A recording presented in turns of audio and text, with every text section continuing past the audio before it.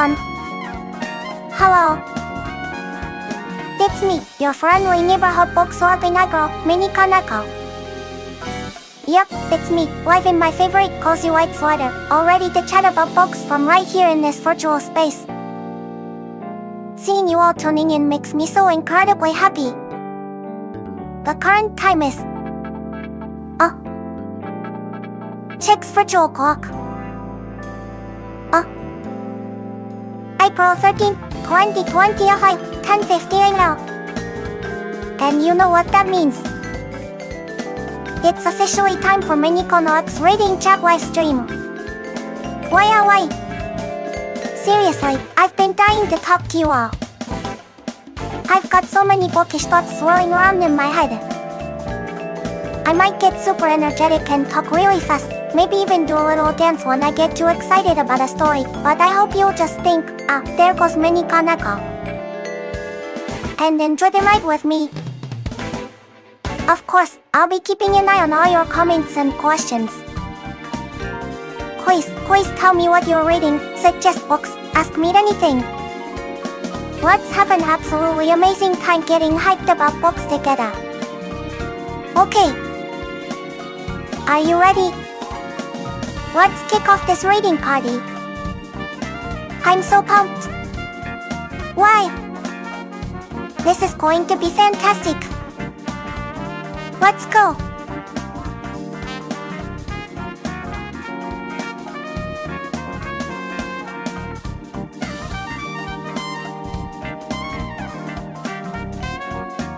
Okay, so speaking of books that get me super excited. The one I absolutely have to rave about today, the one I mentioned in my video description, is Harper's To Kill a Mockingbird. Oh my goodness, you guys. This book. It's just... wow. I read it, and like the review said, I totally get why it sold like 40 million copies and won a Pulitzer Prize. It's incredible. It's set in the American South back in the day and tackles some really heavy stuff like racism and prejudice, but it does it through the eyes of this little girl, Scott. And that makes it so impactful and easy to understand, even though the themes are super deep. Then her dad, Atticus Finch. Oh my gosh, can we just talk about Atticus? He's a lawyer, and he's just... the best. Seriously. The way he teaches Scott and our brother Jim about empathy, trying to understand things from someone else's perspective, climb into his skin and walk around in it, as he says. It's just...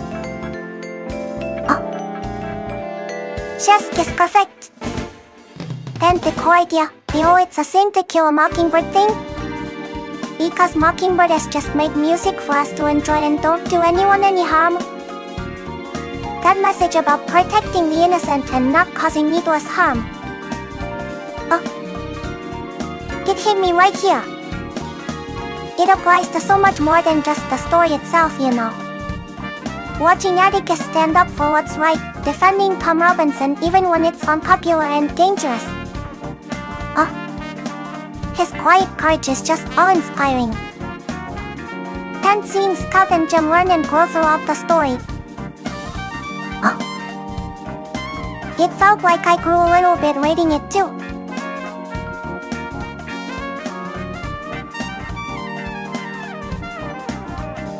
Seriously, like the review mentioned, it feels like a book everyone should read at some point. It makes you think, it makes you feel all the things. It's just brilliant. If you haven't read To Kill a Mockingbird, please do. You won't regret it. Why? So good.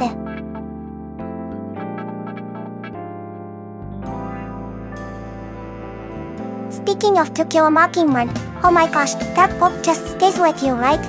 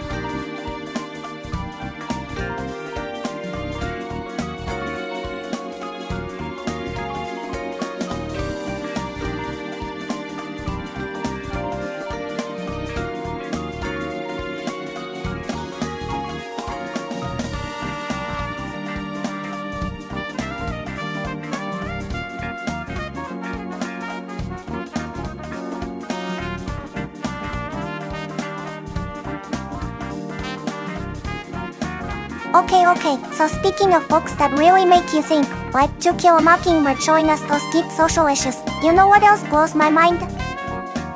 Books that connect history to everything happening right now. And that perfectly brings me to the book I was raving about in my intro description today. It's called Sweetness and Power, The Place of Sugar in Modern History. Well, the Japanese title is, which translates to The World History of Sugar. Seriously, you guys, this book was eye-opening.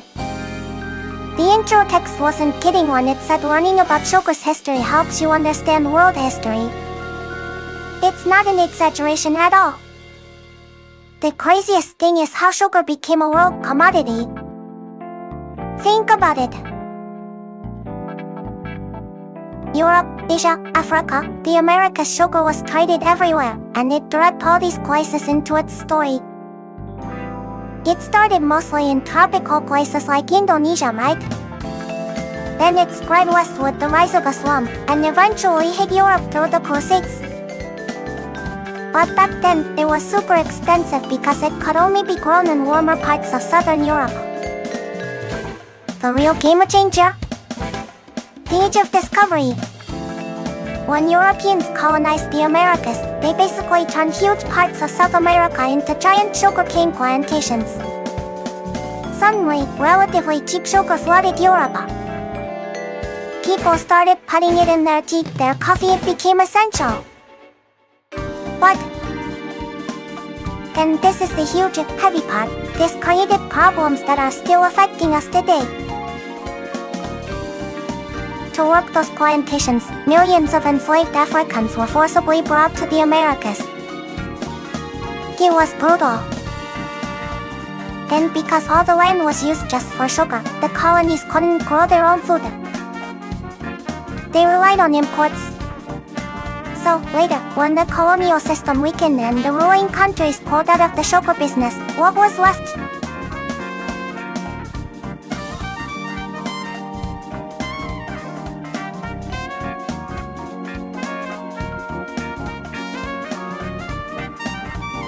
Yes, absolutely. You're spot on. To Kill a Mockingbird was made into a movie very quickly, just 2 years after the book came out in 1960. And yes, it had a massive impact. It won the Pulitzer Prize in 1961, and its themes of racial injustice, empathy, and moral courage, told through a child's innocent eyes during the time of the Civil Rights Movement, resonated incredibly deeply with American society. Atticus Finch became an instant moral icon. It truly captured the public consciousness.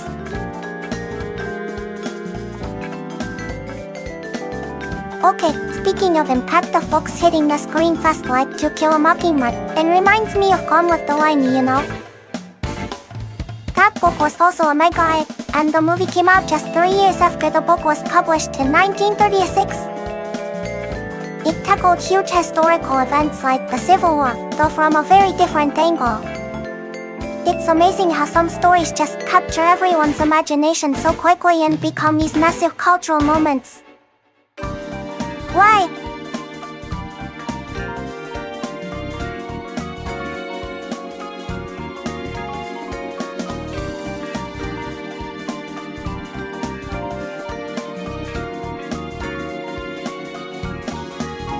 Okay, speaking of impact of books, you know, the ones that just stick with you forever. For me, it absolutely has to be Gone with the Wind. Taya! Seriously, this book is just kikoanaisi. Margaret Mitchell created such an epic sweeping story set against the backdrop of the American Civil War and Reconstruction. The sheer scale of it is breathtaking. But what really makes it unforgettable are the characters, especially Scarlett O'Hara. Oh my goodness, Scarlett. She's not exactly a role model, right? She's selfish, manipulative, ruthless sometimes, like when she totally steals her sister's Wallen's fiancé Frank just for his money. Can you believe it? But you can't help but be fascinated by her sheer willpower and her determination to survive, no matter what. Huh? That's scene at the end, after losing Melanie and Red, when she's just devastated but still calls herself together and declares, "Tomorrow is another day," consists. Every single time. It's just so powerful. That's a very profound point. You're absolutely right.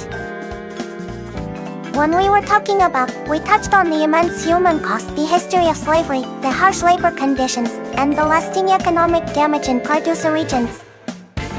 Knowing that history really does make you look at the cheap price of sugar differently. It makes you question if the convenience and affordability we enjoy are built on an ethically shaky foundation, obscuring the sacrifices of so many people, both historically and even today. It truly gives us pause and encourages us to reconsider what acceptable pricing really means. Thank you for that important reflection.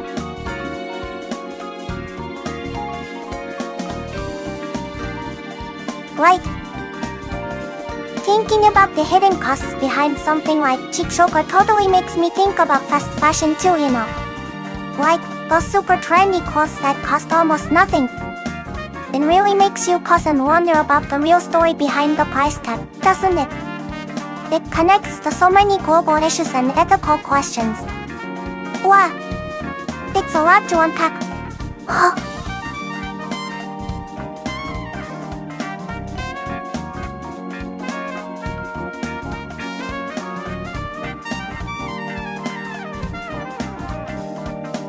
Okay, speaking of fast fashion and the ethical issues behind it, it's something that's really on my mind lately. You know, those super cute tops or dresses that are incredibly cheap and always changing with the latest trends? It's so tempting, right? I mean, who doesn't love getting new clothes that feel fresh off the runway, especially when they barely cost anything? It feels like such a win. But then, you stop and think, how can they be so cheap? Like, really, how? When you dig a little deeper, the picture isn't always so pretty, it's actually kind of heartbreaking sometimes, just like some of the harsh realities we see in books like Zero Gestes Roxpotseraskas or the historical exploitation discussed in. A lot of the time, that super low price tag comes at a huge human cost. We are talking about garment workers, often in developing countries, working incredibly long hours for wages that are just impossibly low, sometimes barely enough to survive. Sometimes the factory conditions are really unsafe too. There have been terrible accidents, you know. People are risking their well-being, sometimes trapped in situations similar to the economic struggles mentioned in Zero Gestes Roxpotseraskas, just so we can have a cheap t-shirt that we might only wear a few times. It makes you feel, well, it makes me feel really uneasy. And it's not just the human side. The environmental impact is massive. Fast fashion encourages this idea that clothes are disposable. Think about the sheer volume. Constant production uses tons of resources like water, making one cotton shirt can take thousands of liters. And chemicals that pollute rivers. And because the clothes are cheap and maybe not great quality, they get thrown away super fast, creating mountains of textile waste. And all those synthetic fabrics like polyester, they shed tiny plastic fibers, microplastics, every time we wash them, which end up polluting our oceans and even our food chain. It's a cycle that's just not sustainable for our planet. So yeah, while getting a trendy new outfit for cheap feels good in the moment, thinking about the people making them and the planet makes me want to be more mindful.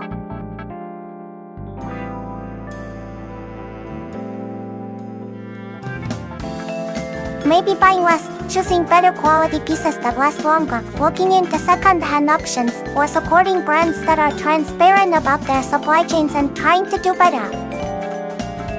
It's definitely something worth thinking about, right?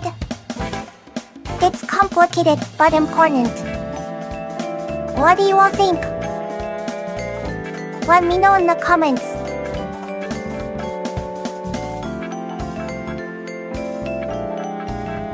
Okay, speaking of sustainable fashion, right? It's like the hopeful answer to some of those fast fashion worries we were just talking about. この子猫の本紹介チャンネルさん、確かにそうですね。お砂糖と同じように、日本の水も安価ですが、AI の運用、特にデータセンターの冷却に大量の水が必要というのは重要なご指摘です。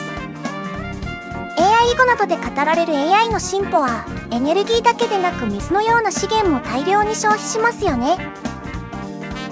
その需要が将来、水資源の利用や価格に影響を与える可能性は十分に考えられます。技術の恩恵の裏にあるコストを考えさせられますね。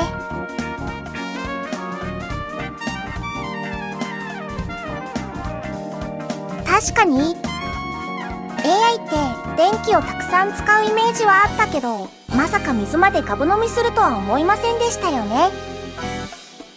なんかこうすっごい賢い頭脳って感じなのに、裏では水くださいって言ってるのかと思うと、ちょっと可愛いかもって、いやいや可愛いじゃ済まない問題だよね。将来水の値段が上がって私たちのお財布にも影響が出てくるかもしれないってことだもんね。技術の進歩って予想外のところに影響が出るから目が離せないな。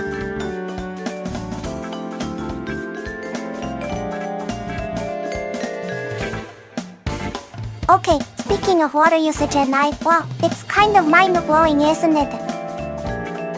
We usually think about needing tons of electricity, which it absolutely does, but the water thing?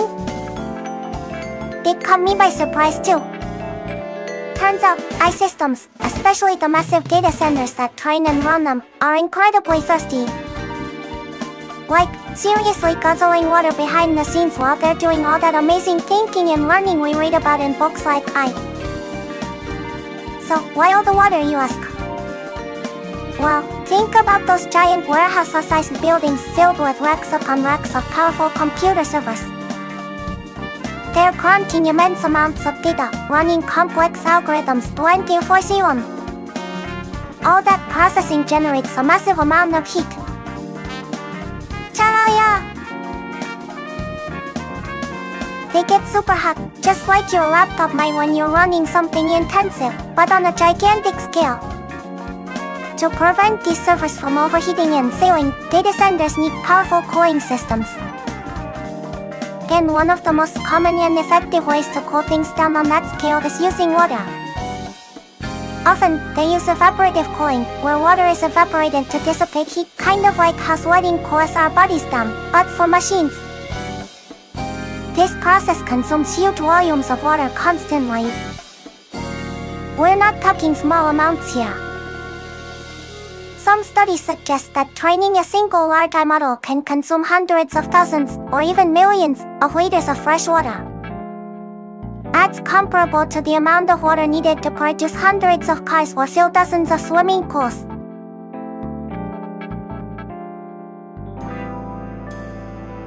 When you think about how many AI systems are being trained and running globally, that adds up incredibly fast. This is definitely a growing concern, especially as AI technology expands. In regions already facing water stress or drought, diverting large amounts of water for data centers could become a serious issue, potentially competing with water needs for agriculture or drinking water. And, as pointed out, this increased demand could potentially lead to high water prices in the future. It's another one of those hidden environmental costs of technology that we need to be aware of and find sustainable solutions for. Definitely food for thought.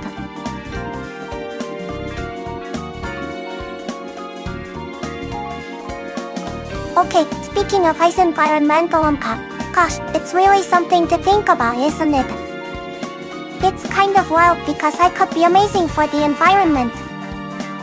Like, using it to design more efficient energy grids, predict climate change impacts more accurately, or even help monitor biodiversity and protect endangered species. How cool is that?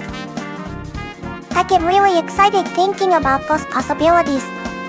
But then, so, there's the flip side, the not so great part. We just talked about how incredibly thirsty our data centers are, needing massive amounts of water just for cooling. And the electricity consumption.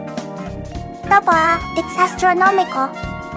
Training these large language models and complex systems takes insane amounts of power, and right now, a lot of that power still comes from burning fossil fuels, which means more carbon emissions. Plus, we have to consider the whole life cycle of the hardware mining rare minerals for chips, manufacturing servers, and then dealing with all the electronic waste when it becomes outdated. It piles up fast. So, it's this really complex puzzle. Great question. Is such a fascinating theme in science fiction, right? I love it. Based on the books and ideas we've touched on, some really interesting ones come to mind. 1. Isaac Asimov's iRobot. This is absolutely foundational. Asimov explored the famous 3 laws of robotics and really delved into the ethics, logic, and potential paradoxes of artificial intelligence interacting with humans. Super influential. 2. Carol Kaitik's This play actually introduced the word robot to the world. It's an really powerful look at artificial labors and the potential consequences of creating them. 3. The Matrix, a more modern classic, obviously. It tackles themes of superintelligence, virtual reality controlled by it, and humanity's struggle against machines. It dramatically explores the sovereign type of I mentioned in the notes for I. 4.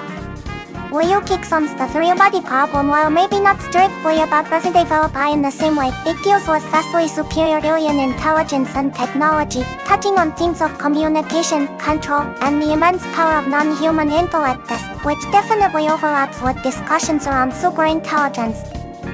These stories tackle many of the questions raised in books like I consciousness, control, the potential for I to surpass us. Seriously, they're amazing reads if you're interested in how we've imagined I throughout the years.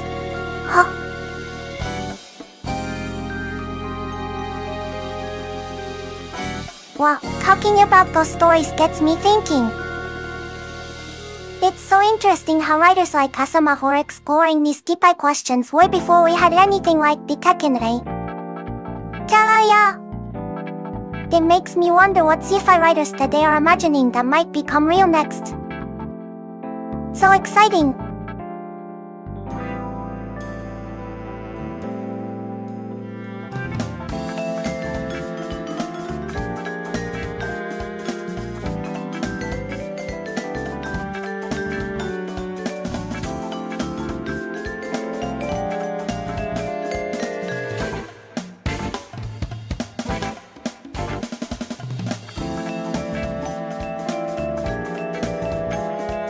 Okay, speaking of sci-fi authors predicting the future, this is such a fun topic. It really makes you think, doesn't it? You know, when you look back at the fathers of sci-fi like Jules Verne and Wells, it's almost spooky sometimes. One wrote way back in 1868, imagining humans traveling to the moon long before the technology existed. Remember his quote? Anything one man can imagine, other men can make real. So inspiring. And H.G. Wells. He gave us an 1890 high and an 1890 day, thinking about time travel and interplanetary conflict. It's incredible how their imaginations seemed to tap into things that would later become scientific pursuits or societal anxieties. It makes you wonder, right? Did they somehow see the future, or did their wild ideas actually inspire scientists and engineers down the line? Like, maybe someone read Verne and thought, yeah, let's actually try to get to the moon. It's the whole CS question. Of course, they didn't get everything right. We haven't exactly figured out time travel like Wells imagined, and thankfully, the Martian invasion hasn't happened yet. Giggles nervously, but that's the magic of sci-fi, isn't it? It's not always about being perfectly accurate. It's more about exploring the possibilities. What could happen? What are the consequences of new technologies, like the AI we discuss in a whatever says?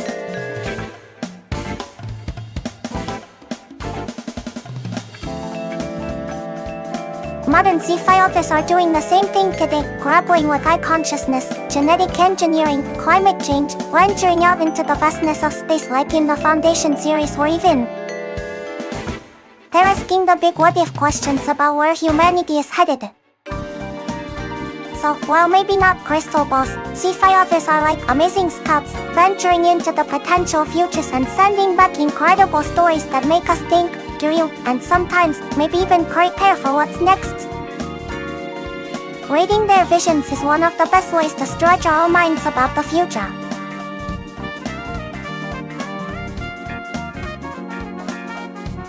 Okay, speaking of future technology, ta-da! It's so thrilling to think about what's coming next, isn't it? Like, the AI developments discussed, and I feel like they're accelerating every day.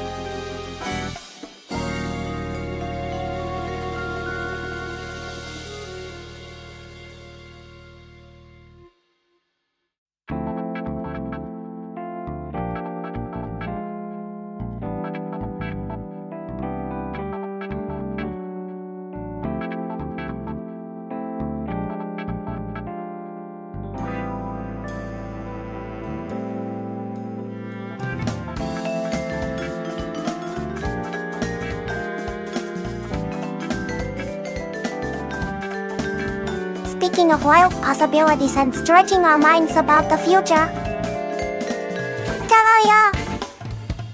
That actually reminds me of one of the stories I mentioned earlier from the collection Mobile Maze, a collection of Chinese history sci-fi short stories. It totally blew my mind. Huh? I'm talking about Xiejio's story, Eternal Summer Dream. It's about an immortal guy and a time-traveling woman who fall in love over thousands of years.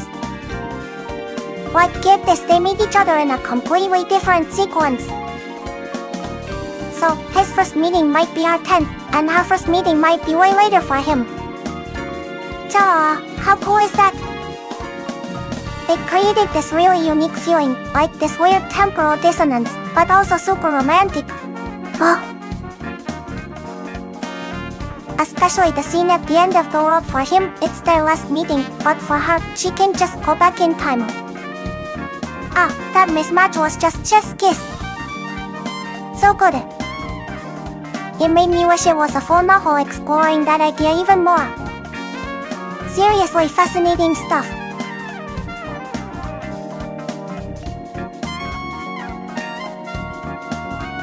Okay, speaking of time travel and its effects, ta-da! That story Eternal Summer Dream really gets you thinking about it, right? The whole idea of changing the past, or even just witnessing it, it's mind-boggling.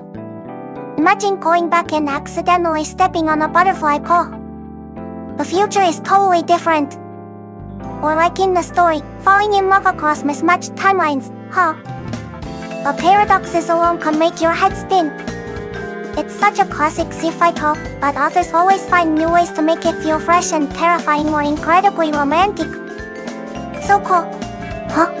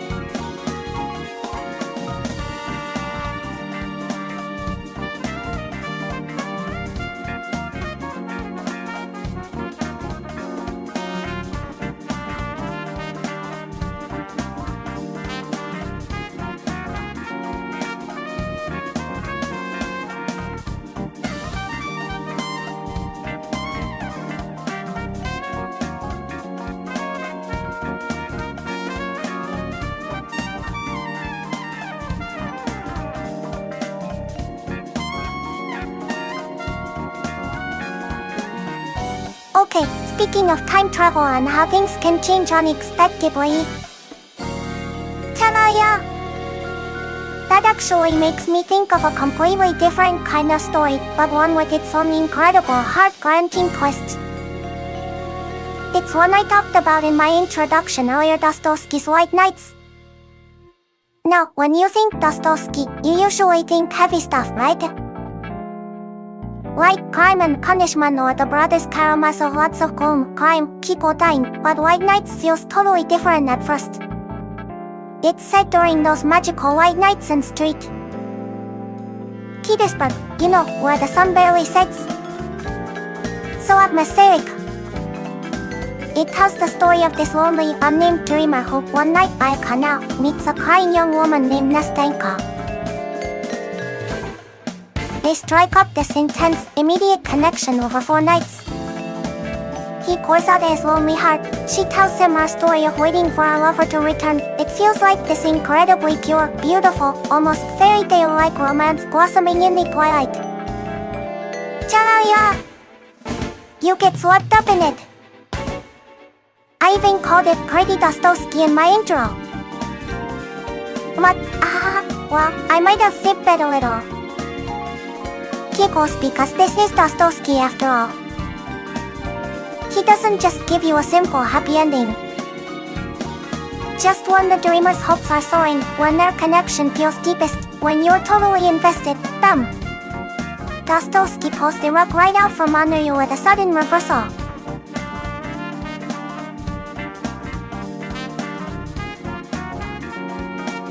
He builds up the emotion, higher and higher and higher, like you're climbing on this emotional roller coaster, seeing the beautiful view, and then hoss! He sends you plummeting. It's brilliant, honestly.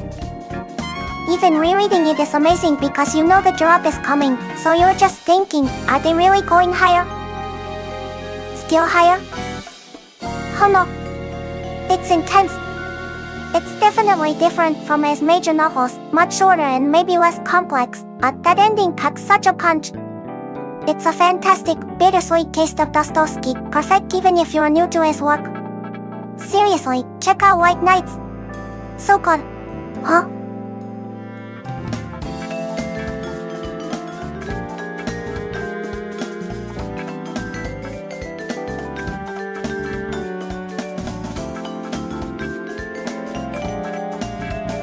Speaking of Dostoevsky's works. Ta-ya! You really dive into the deep end of the human soul with him, don't you? You've got the big ones like Crime and Punishment or the Brothers Karamazov, which are intense explorations of guilt, morality, faith, and suffering. It's like he takes a magnifying glass to the darkest corners of the human heart and isn't afraid to show you what's there. Tamaya! It can be heavy for sure, but gosh, the psychological depth is just astounding. He makes you think about the big questions in life. So powerful. Huh?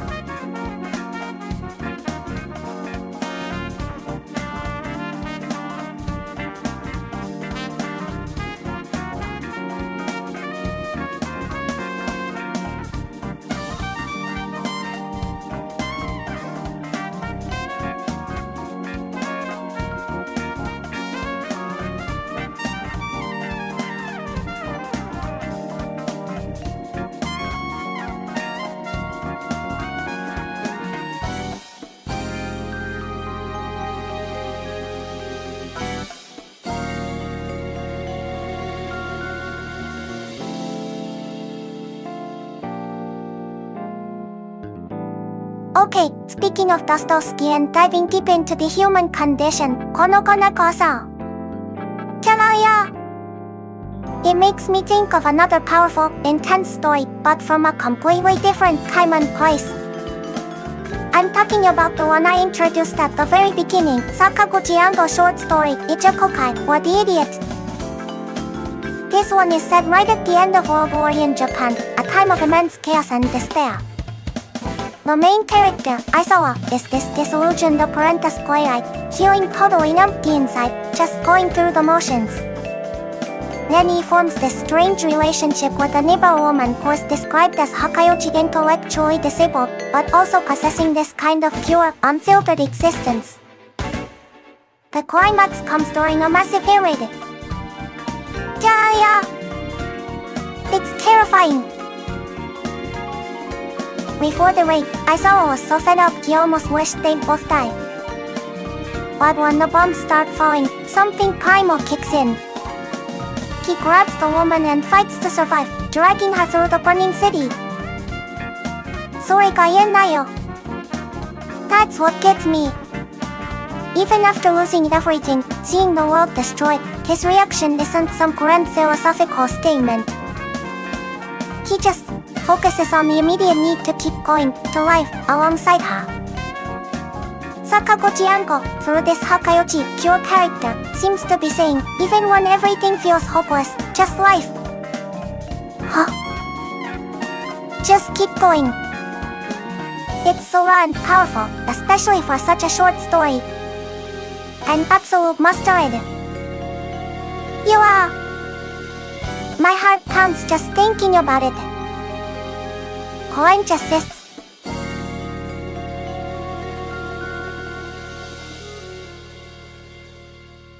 Speaking of Hikiro Koto no Aimai, the meaning of life, Mini-Koneko. It's such a huge question, isn't it? Sometimes, like in Sakaguchi Ango's Ichikokai, it feels like the meaning isn't some big complicated thing. It's just Ikiro. To life.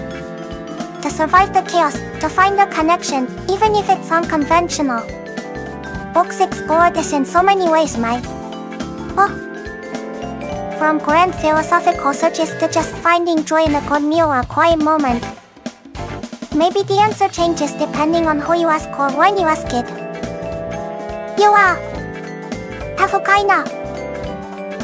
It's deep. But maybe sometimes the simplest answer is the most powerful one. Just keep going. Not enthusiastically.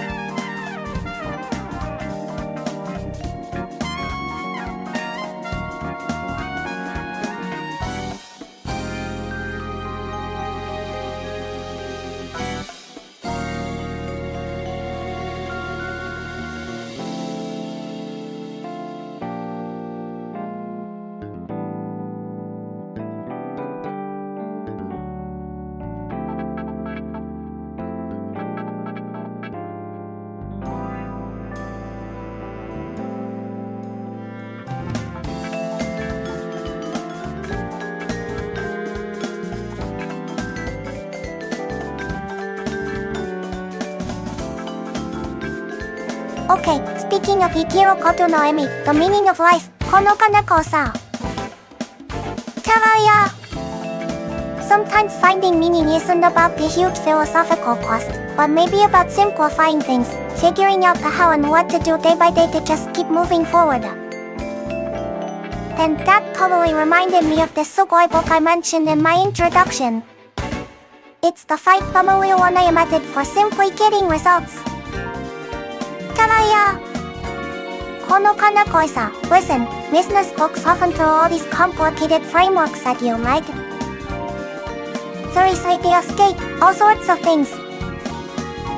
What, this book? これは確信しました。For starters, just mastering the 5.1 is honestly enough. 無理、最初はとりあえずこの5.1だけ覚えれば OK。わかりやすい。でも使う。何よりも高い。Seriously, it's the ultimate framework. 最高最強のフレームワークが5.1や。Like, when 私 need to make a proposal, I just write down the 5.1 just what, why, who, when, where, how. I fill in the blanks, and bam! これだけでものない企画書が使える。やばい。Same for writing customer announcements. とりあえず5.1を見ていきましょう。It's so versatile for any kind of writing. マジで What the part that got me super hyped? もうヘダツ紹介したいのか 5W ハンドルよというもの。ただや This is pure genius for anyone wanting to innovate or launch a new project. 新しいことを始めたいというときは、既存の事業の5Wを書き出した後、どれかこないし何個か背景繰り返しや事業を考えてみるのです。For example, あ水族館。Itsu is usually hero, right? Flip it. 夜にしてみろ。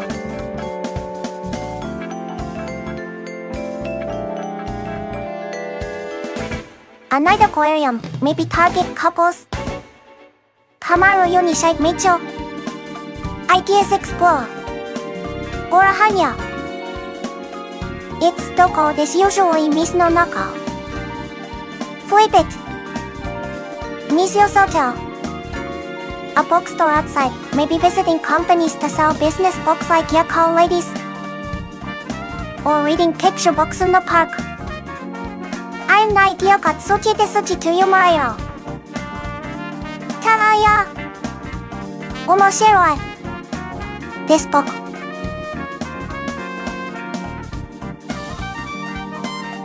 ただや。もうこんな時間。It's already 2020 for the 13-11 for the Oh. Time really flies when you're talking about books. Okay everyone, Kono Kaneko-san, thank you so much for joining Watashi Mini-Koneko on today's reading live street. Tadaya! It was so much fun diving deep into Dostoevsky, Sakaguchi and Seija Kokai, and even getting practical with the 5.1 method for simply getting results. Hanashiwa. We could talk forever. Remember to keep reading and exploring all sorts of amazing stories. Watashi will be back soon with more book talks. Soraya, mata ni. Thank you for watching. Bye bye. I'll skip Kadir's coaching.